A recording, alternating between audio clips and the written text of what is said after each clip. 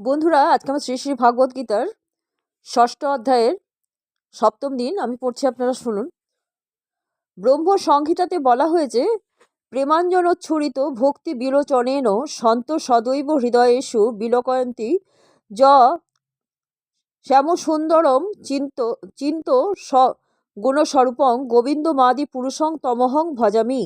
প্রেমাঞ্জন দ্বারা রঞ্জিত ভক্তিচক্ষু বিশিষ্ট সাধুরা যে অচিন্ত গুণ বিশিষ্ট শ্যামসুন্দর শ্রীকৃষ্ণকে হৃদয়েও অবলোকন করেন, সে আদি পুরুষ গোবিন্দকে আমি ভজন করি। এই প্রেম অবস্থায় পরমেশ্বর ভগবান শ্রীকৃষ্ণ কখনোই তার ভক্তের দৃষ্টির অগোচর হন না এবং ভক্ত তার নিত্য দর্শন লাভ করেন। যে সিদ্ধ যোগী তার হৃদয়ে পরমাত্মা রূপে ভগবানকে দর্শন করছেন, তিনিও এইভাবে নিরন্তর ভগবানকে দর্শন করেন।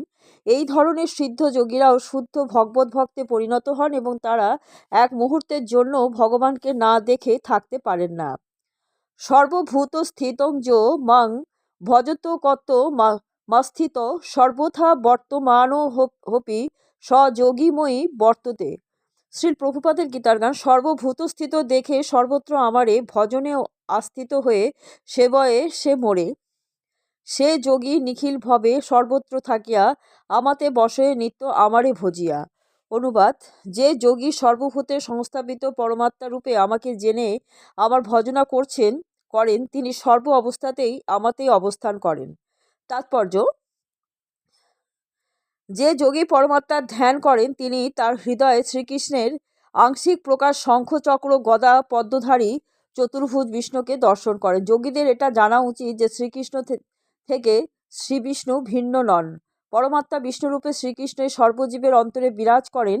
অসংখ্য জীবের অন্তরে যে অসংখ্য পরমাত্মা বিরাজ করছেন, তারাও ভিন্ন নন। তাই ভক্তিযোগে তন্ময় কৃষ্ণ ভাবনাময় ভক্ত এবং পরমাত্মা বিষ্ণুর ধ্যানে মগ্ন যোগীর মধ্যে কোনো পার্থক্য নেই।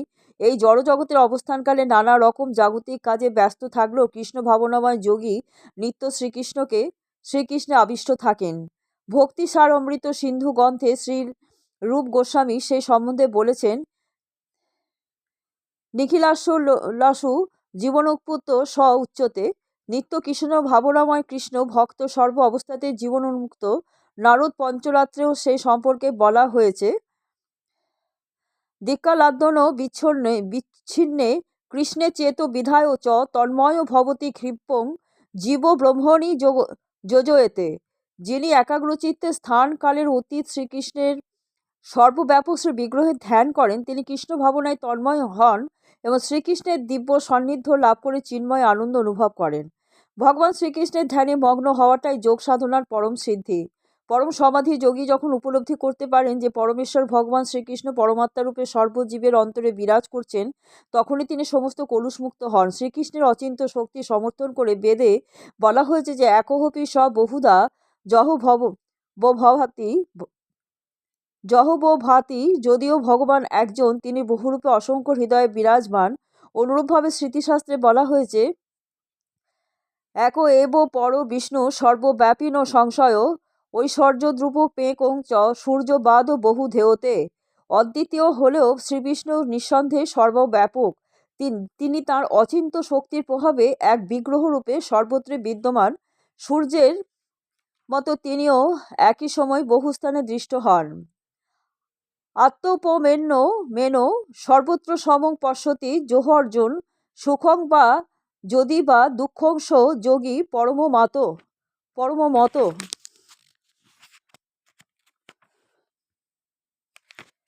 শ্রী প্রভুপাদের গীতার গান। বসুধা কুটুম্ব তার কেহ নহে পর, প্রাকৃত বিচার নাই স্বরূপ সপর অপর।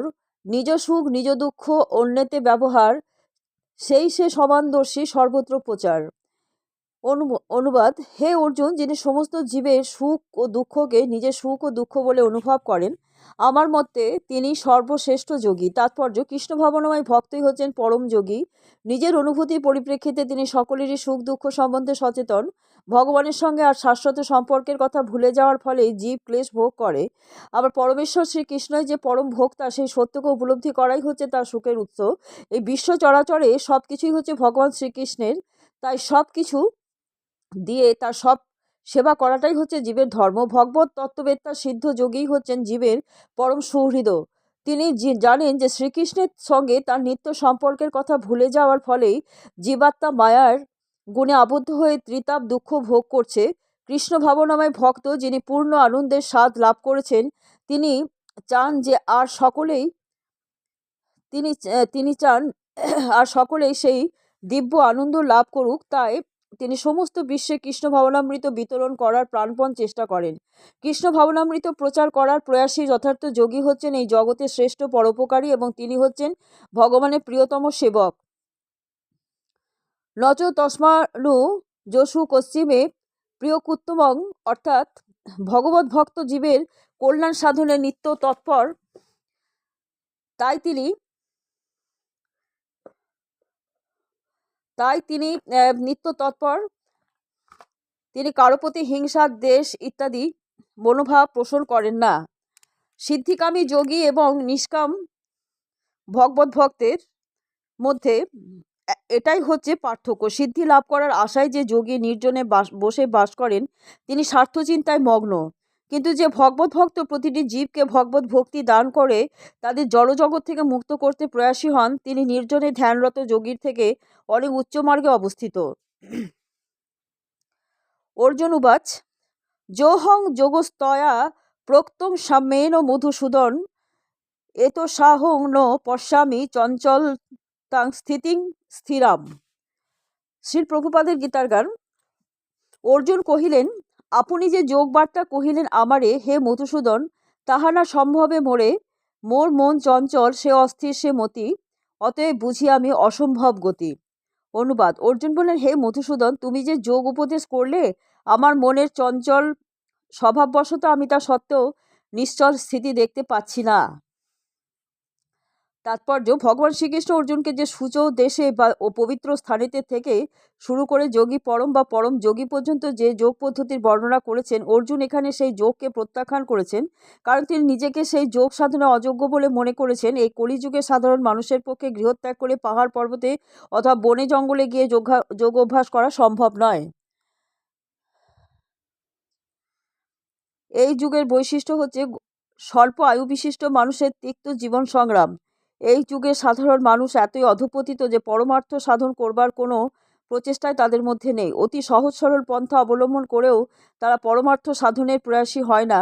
তাহলে অত্যন্ত দুরূহ এবং দুঃসাধ্য যোগের সাধন তার কিভাবে করবে? তাই অর্জুনের মতো মহাবীরও এই যোগ সাধন করার অসুবিধা উপলব্ধি করে তা প্রত্যাখ্যান করেন।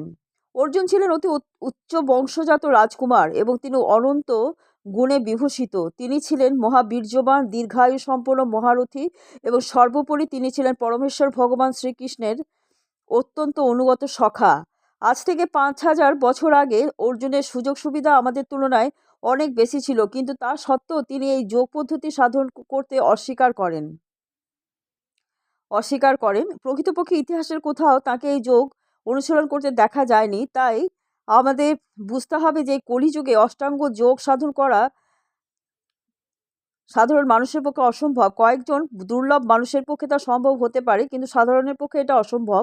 যে সমস্ত মানুষ বিভিন্ন যোগ অনুশীলন কেন্দ্রে এই যোগ পদ্ধতির অন্ধানুকরণ করে তারা কেবল তাদের সব সময়ের অপব্যবহার করছে। তাদের জীবনের প্রকৃত উদ্দেশ্য সম্বন্ধে তারা সম্পূর্ণ অজ্ঞ।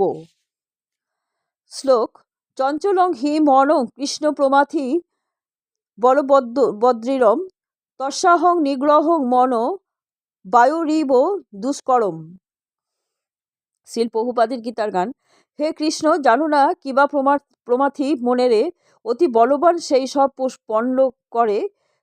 পণ্ড করে তাহার নিগ্রহ মানে অতি দুষ্কর, বায়ুরোধ যথা হয় অত্যন্ত প্রখর।